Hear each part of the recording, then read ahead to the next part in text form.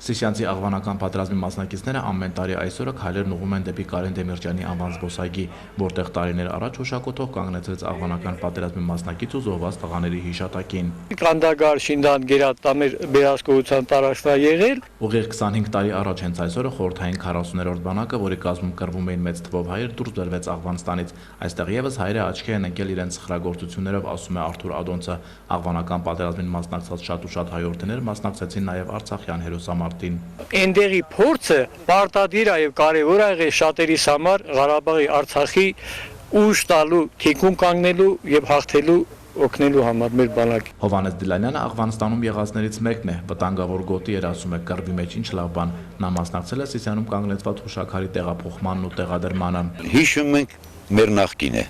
մեր ծառայությունը։ Ծառայությունից Համիր Ղազարյանի մոտ դառահիշողություններ են մնացել։ 1986 թվականին բանակ զորակոչվեց ընկերոջ Մարատ Մաթևոսյանի հետ։ Մի քանի ամիս միասին ծառայելուց հետո նրանց Աղվանստան տեղափոխեցին։ Ես հանդիպեցի Մարատի հետի ծառայողներին, արդեն այդ ժամանակ մեզ բաժանել էին իրարից, առանձին տեղեր էինք ծառայում։ Տեղիք պատմեցին, որ Մարատը խփվել է, ու այդ ժամանակ ես ականատես եղամ այն մեքենային, որում որ Մարատը խփվել էր։ Այսօր մեր նպատակը սա է հարգել, հիշել եւ ապագա մեր սերունդը պետքա